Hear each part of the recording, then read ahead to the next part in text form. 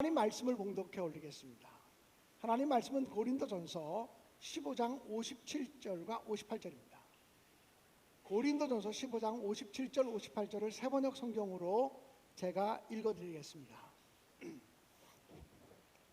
그러나 우리는 우리 주 예수 그리스도로 말미암아 우리에게 승리를 주시는 하나님께 감사합니다. 그러므로 나의 사랑하는 형제 자매 여러분, 굳게 서서 흔들리지 말고 주님의 일을 더욱 많이 하십시오. 여러분이 아는 대로 여러분의 수고가 주 안에서 헛되지 않습니다. 아멘. 여러분 태릉 선수촌을 다 아시죠? 태릉 선수촌 근처에 야트막한 언덕 위에 전원교회가 하나 있습니다. 그 교회는 아주 잘 지은 교회는 아니지만 조립식으로 아주 예쁘게 지어진 교회입니다. 아가페 장로교회라고 하는 교회입니다. 제가 얼마 전에도 우리 최준 권사님 가정이 이사 간다 그래서 그 근처서 식사를 같이 하기도 했었습니다. 그 근처입니다. 그런데 그 아가페 장로교회는 한 35년 전쯤에 노원구에서 개척되어진 교회였습니다. 교회를 개척하고서 그 지역에 학생들을 불러 모아다가 공부방을 열어서 학생들을 공부시키는 것으로서 교회가 부흥되기 시작했습니다. 어느 정도 부흥이 되다가 갑자기 IMF가 왔습니다. 근데 IMF가 왔을 때 98년도경이죠. 그럴 때 그 교회가 그래도 조금 모아놓은 돈이 있어서 이 기회에 좀 땅을 사서 교회가 새로운 변화를 갖자라고 하는 생각을 가지고 땅들을 알아보기 시작했습니다. 어느 날 부동산에서 연락이 왔습니다. 좋은 땅이 나왔다고. 이 땅을 좀 보러 오시라고. 그래서 가봤더니 야트막한 언덕 위에 750평 작지 않은 땅이었습니다. 주인을 만났더니 주인이 이렇게 얘기합니다. 이 땅의 값어치가 20억 정도 되는데 15억 원에 드릴 테니까 사십시오. 그래서 예, 생각해보고 다시 연락을 드리겠습니다. 그리고 그 목사님이 교회로 돌아왔습니다. 교회 재정부원을 부르고 또 장로님들을 불러서 우리 교회가 가지고 있는 돈이 얼마냐고 물었습니다. 그랬더니 3억 원쯤 있다는 것입니다. 3억 원쯤 있는데 15억짜리 땅이 나온 겁니다. 그래서 계약은 할 수 있겠다. 일단 계약하고 어떻게 해볼까 이런 생각도 했지만 교인들 생각에 IMF 때고 금리가 어떻게 오를지 알 수 없는데 우리가 이 3억 원 재정만 가지고서 15억대의 땅을 산다는 것은 너무 무리일 것 같다. 그래서 부동산에 연락을 했습니다. 우리 교회는 도저히 그 땅을 살 수가 없습니다. 그랬더니 부동산에서 알겠습니다. 그러고 끊었는데 한 며칠 지난 다음에 부동산에서 다시 연락을 왔습니다. 그 땅 주인 되시는 분이 그 교회를 찾아가서 목사님을 만나고 싶어 한다고. 그래서 그 땅 주인과 부동산이 그 노원구에 있는 그 교회를 찾아갔습니다. 그리고 나서 만나자마자 이 땅 주인이 이렇게 얘기합니다. 목사님, 저희 땅 더 싸게 드릴 수 있으니까 무조건 그 땅을 사세요. 그러더랍니다. 그래서 정말 저희도 그러고 싶은 마음이 굴뚝 같지만 저희들이 가지고 있는 돈, 준비된 돈이 너무 작아서 도무지 그 일을 감당할 수가 없다고. 그랬더니 아니 얼마나 있는데요? 그러더랍니다. 그래서 저희는 3억 원밖에 없습니다. 그랬더니 이 사람이 헛웃음을 지으면서 그 정도 가지고는 안 되죠. 안 되겠네요. 그리고 이렇게 돌아서다가 다시 와서 목사님 그냥 3억 원에 가지세요. 그러더랍니다. 그래서 20억 값어치가 나가는 땅을 15억에 준다 그래서 그것도 싸게 사는 것 생각을 했는데 3억 원에 이걸 가지라니 왜 그런 일을 하냐고 그렇게 묻지 않을 수가 없잖아요. 그랬더니 그 땅 주인이 하는 말이, 나는 불교 신자라고. 불교 신자인데 몇 달째 계속 꿈을 꾸는데 내 땅 위에 교회가 세워지는 꿈을 꾸고 있다고. 그래서 불길하게 왜 이런 꿈을 꾸나. 불교 신자니까 자기 땅에 교회가 세워지는 건 불길하게 느껴지지 않겠습니까? 아니 불길하게 왜 자꾸 이런 꿈을 꾸지? 그런데 또 며칠 있다가 또 꿈을 꾸면 자기 땅 위에 교회가 세워지는 꿈을 꾸는 거예요.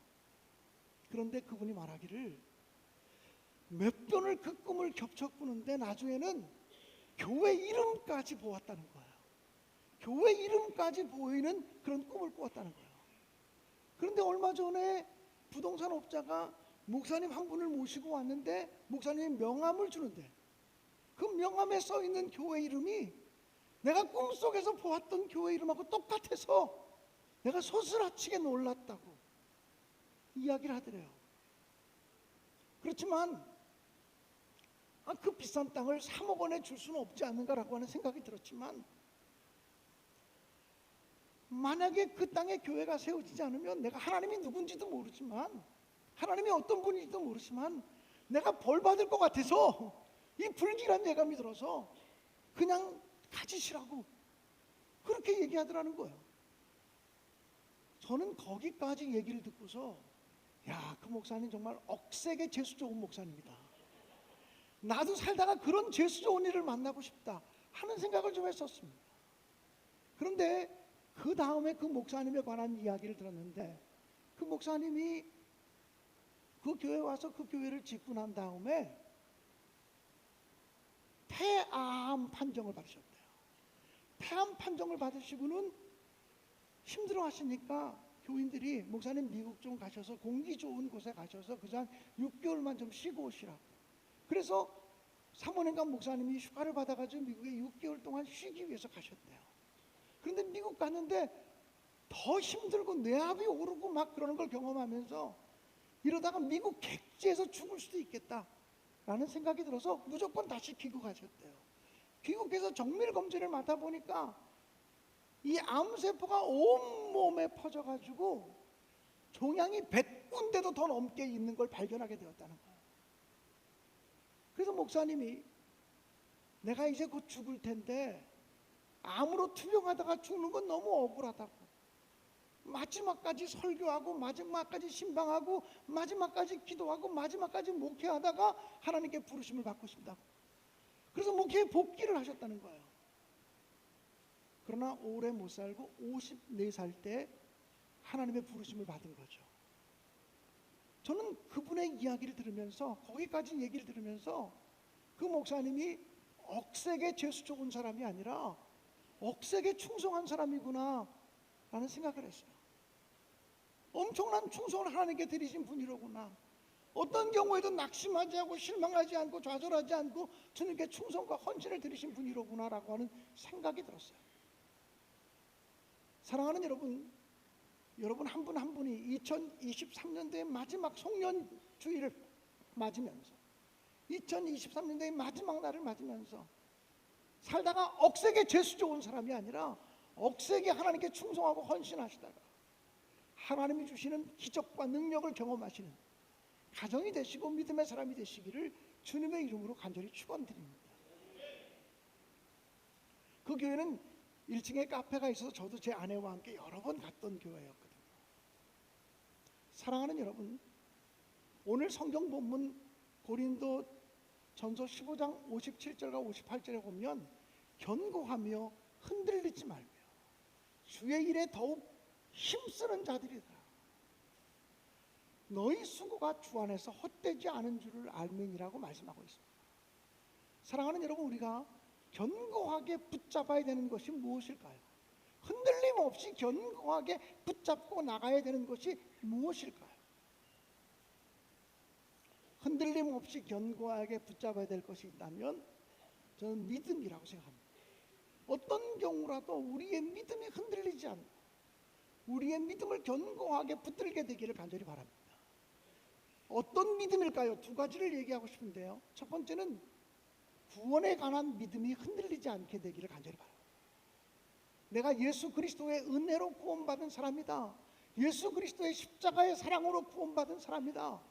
이 사실이 여러분에게 확신이 되어 예수님의 은혜로, 예수님의 십자가의 구속의 은혜와 사랑으로 내가 죄사함 받은 사람이라고 하는 이 사실만은 어떤 경우에도 흔들리지 않는 믿음의 삶을 살아갈 수 있기를 주님의 이름으로 간절히 축원합니다. 나의 의로움으로, 나의 공로로 내가 무엇을 많이 한 업적 때문에 내가 구원받는 것이 아니고 오직 예수님의 십자가의 구속의 은혜로만 구원받습니다. 히브리서 11장 6절은 이렇게 말씀하고 있습니다. 믿음이 없이는 하나님을 기쁘시게 하지 못하나니 하나님께 나아가는 자는 반드시 그가 계신 것과 또한 그가 자기를 찾는 자들에게 상 주시는 이심을 믿어야 할지니라고 말했습니다. 믿음이 없이는 어떤 사람도 하나님을 기쁘시게 할 수 없습니다. 특별히 우리는 구원에 관한 믿음이 없이는 하나님을 기쁘시게 할 수 없습니다. 에베소서 2장 8절과 9절은 이렇게 기록하고 있습니다. 너희는 그 은혜에 의하여 믿음으로 말미암아 구원을 얻었나니 이것이 너희에게서 난 것이 아니요 하나님의 선물이라. 행위에서 난 것이 아니니 이는 누구든지 자랑하지 못하게 하려 함이니라. 우리의 구원이 행위에서 난 것이 아니다. 우리의 공로로부터 말미암은 것이 아니라고 하는 사실을 말씀하고 있습니다. 어떤 예화 하나를 좀 들려드리고 싶은데요. 어떤 사람이 평생을 성실하게 살다가 죽어서 하나님의 심판대 앞에 서게 되었다고 합니다. 그때 하나님의 천사가 당신이 천국에 들어가려면, 이거 성경 얘기는 아닙니다. 예화입니다. 천국에 들어가려면 1000점을 얻어야 되는데 당신이 이 세상에 있을 동안에 했던 일들을 좀 이야기하라고 그러더랍니다. 그래서 저는요 30년 동안 교회에서 교사로, 성가대원으로, 속장으로, 인도자로 열심히 봉사하고 헌신했습니다. 한 번도 빠짐없이 30년을 한결같이 11조 헌금하고요, 감사 헌금하고요, 최선을 다해서 봉사했습니다. 그렇게 말했더니 천사가 하는 말이 정말 대단한 일을 하셨군요. 1점을 취득하셨습니다. 그러더라는 거예요. 아니 그렇게 30년 동안 열심히 했는데 고작 1점이에요? 예, 1점입니다. 또 잘한 것이 있으면 얘기해 보십시오. 그래서 얘기했답니다. 저는요 결혼해서 40년 동안 성실하게 내 가정을 한눈 팔지 않고 내 아내만을 사랑했습니다. 그리고 내 자녀들에게 모범적인 아빠가 되기 위해서 얼마나 노력했는지 모릅니다. 내 자식들은요 목사도 되고 교수도 되고 사회에서 존경받는 사람들이 되었습니다. 우리 가정이 얼마나 행복한 가정을 만들었는지 모릅니다. 그랬더니 천사가 하는 말이 예, 정말 훌륭한 가장이셨군요. 1점을 더 취득하셨습니다. 그러더래요. 너무 절망스럽더래요. 아무리 애쓰고 노력해도 1점밖에 안 되니. 그래서 또 잘한 거 있으면 좀 얘기해 보라고. 저는 회사에서요 10년 동안 회사 생활을 하면서 정말 정직하게 일하려고 노력했습니다. 최선을 다했습니다. 그리고요 회사 사람들에게 정말 존경받고 인정받는 사람이 되었습니다. 제가 금전적인 사고를 일으키거나 사람의 마음을 아프게 하거나 그런 적이 없이 정말 최선을 다했습니다. 그랬더니 천사가 하는 말이 정말 모범적인 직장이셨네요. 모범적인 사회생활을 하셨네요. 1점을 더 취득하셨습니다. 그러더래요. 또 좀 있는 거 얘기해 보라고. 그래서 얘기하기를 제가요 60년 동안 신앙생활을 했는데요 60년 동안 주일을 빠진 적이 한 번도 없어요. 60년 동안 내가 헌금 빼먹은 적이 한 번도 없어요. 다시 한번 60년 동안의 신앙생활을 얘기했습니다. 정말 대단하군요. 60년 동안 한결같이 일하셨네요. 1점을 더 취득하셨습니다. 그러더래요. 지금까지 취득한 거 몇 점이에요? 고작 4점이에요. 1000점을 채워야 된다는데 4점을 채운 거예요. 이 사람이 갑자기 절망스러운 마음이 들어가지고 하나님 나를 어떻게 하면 좋아요? 내가 천국 가고 싶은데 어떻게 하면 좋아요? 나를 용서해 주세요. 내 힘으로 안 돼요. 내 힘으로 안 돼요. 예수님 도와주세요. 그렇게 얘기했대요. 그랬더니 천사가 옆에서 말하기를 1000점을 획득하셨습니다. 1000점을 획득하셨습니다. 이렇게 말하더라는 거예요. 무슨 이야기입니까? 우스갯소리지만 우리가 힘쓰고 애쓰고 노력하고 좋은 일하고 착한 일하고 선한 일하고 선행을 베풀고 진실하게 봉사하고 헌금하고 이 모든 것 때문에 천국 가는 것이 아니라는 거예요. 그런 것, 그런 공로, 그런 업적 때문에 우리가 하나님께 인정받는 것이 아니란 말이에요. 우리는 나는 죄인입니다. 나는 아무것도 한 것이 없습니다. 모든 것이 하나님의 은혜일 따름입니다. 하나님 저를 불쌍히 여겨주세요. 예수 그리스도의 십자가의 구속의 은혜로만 제가 죄사함 받음을 믿습니다. 이 고백을 할 때만 우리는 구원의 믿음을 갖게 되어진다라고 하는 사실이죠. 그래서 우리가 구원의 믿음이 흔들리지 않게 되기를 주님의 이름으로 간절히 축원합니다. 또 무엇보다 하나님의 약속에 대한 믿음이 흔들리지 않게 되기를 간절히 바랍니다. 하나님께서 우리에게 약속해 주신 것이 너무나 많지만 하나님의 약속 중에 가장 귀하고 가장 존귀한 약속이 있다면 내가 영원토록 너희와 함께 하리라고 하는 약속인 줄로 믿습니다. 내가 너를 버리지 않고 내가 너를 떠나지 않고 영원히 너와 함께 하겠다는 임마누엘의 약속이 가장 귀한 약속인 줄로 믿습니다. 마태복음 28장 19절과 20절에 보면 이렇게 기록되어져 있습니다. 그러므로 너희는 가서 모든 민족으로 제자를 삼아 아버지와 아들과 성령의 이름으로 세례를 주고 내가 너희에게 분부한 모든 것을 가르쳐 지키게 하라. 볼지어다 내가 세상 끝날까지 너희와 항상 함께 있으리라. 이렇게 말씀하셨습니다. 우리가 주님의 말씀, 주님의 복음을 증거하는 삶을 살면 세상 끝날까지 하나님이 우리를 버리지 아니하시고 하나님이 우리를 외면하지 아니하시고 영원토록 우리와 함께 하겠다고 말씀하셨습니다. 여러분, 바울 사도는요 평생 동안 복음을 증거하는 전도자로 살았지만 사도행전 27장에 보면 바울 사도가 죄수의 몸으로 배를 타고 로마로 압송되어지는 과정이 나옵니다. 그런데 로마로 배를 타고 가다가 그만 광풍을 만나게 됩니다. 큰 풍랑을 만나게 돼요. 배가 파손할 지경이 되었습니다. 심지어 사람들이 다 자기의 물건을 다 갖다 버렸습니다. 모든 사람들이 죽음을 느끼고 있는 시간이었습니다. 그때 하나님께서 바울 사도에게 사도행전 27장 24절과 25절에 보면 이렇게 말씀하고 있습니다. 바울아, 두려워하지 말라. 내가 가이사 앞에 서야 하겠고, 가이사라고 하는 말은 로마 황제입니다. 내가 로마 황제 앞에 서야 하겠고 또 하나님께서 너와 동행하는 자를 다 너에게 주셨으니 그러므로 여러분이요 안심하라. 나는 내게 말씀하신 그대로 되리라고 하나님을 믿노라 라고 고백을 했습니다. 결국 바울 사도는 자기의 사명을 다하기까지 확신하게 되었고 그 배 안에 있는 모든 사람들을 하나님이 건져주시고 구원해 주실 것에 대한 하나님의 약속을 받고 선포했죠. 약속의 말씀을 받고 선포했는데 정말 그대로 모든 사람들이 멀리대라고 하는 섬에 정착하게 되었고 모두 구원받게 되었다는 말씀이 성경에 기록이 되어져 있습니다. 사랑하는 여러분, 너와 내가 영원히 함께 하겠다는 약속, 그 약속이 예수 그리스도를 통해서 이루어진 거예요. 아들을 낳으리니 그 이름을 임마누엘이라 하라. 임마누엘, 하나님이 우리와 함께 하시다라고 하는 말이에요. 하나님이 금년 한 해도 여러분과 함께 하셨고 지금도 함께 하시고 2024년도도 하나님이 우리와 함께 하시고 동행해 주심을 분명히 믿습니다. 그 믿음으로 전진하시고 그 믿음으로 도전하시고 그 믿음으로 한 걸음 한 걸음 걸어가시기를 주님의 이름으로 간절히 축원합니다. 사랑하는 여러분, 우리가 믿음이 견고하고 흔들리지 않아야 되겠지만 또 하나 우리가 우리의 사명을 견고히 붙들고 흔들리지 않는 믿음의 사람들이 되시기를 주님의 이름으로 간절히 축원합니다.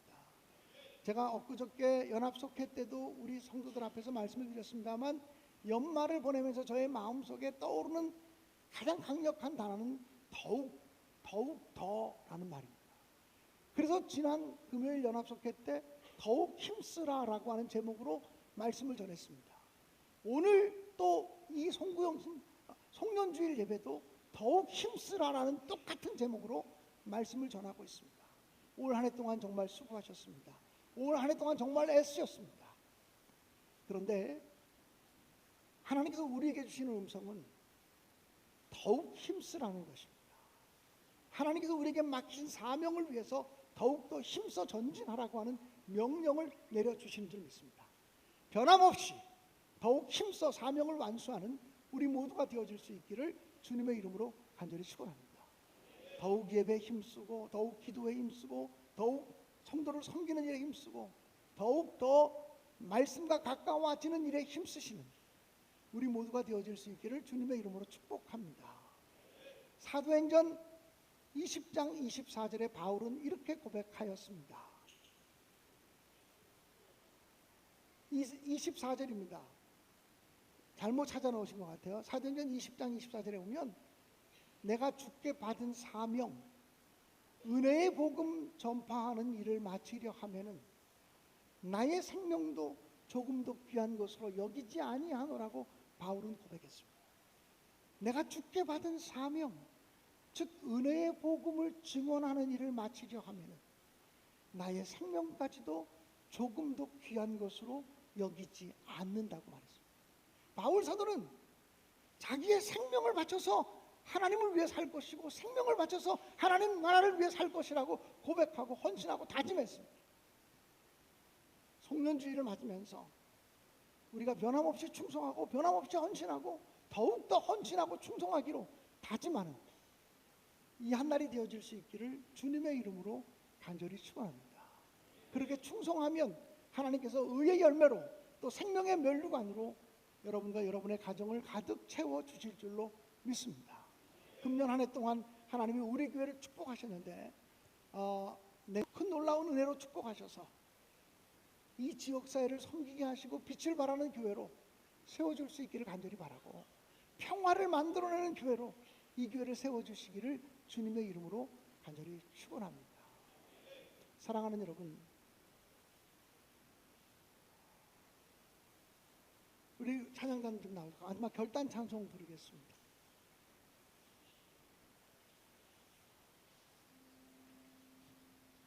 주님 다시 오실 때까지 나는 이 길을 걸어가겠습니다. 그 길이 아무리 좁은 문이고 좁은 길이라고 할지라도 내가 그 길을 걸어가겠습니다. 이런 고백과 다짐을 가지고 주님 다시 오실 때까지 이 찬송을 우리 송년주일의 마지막 결단 찬송으로 부르게 되기를 간절히 원합니다. 다 함께 찬송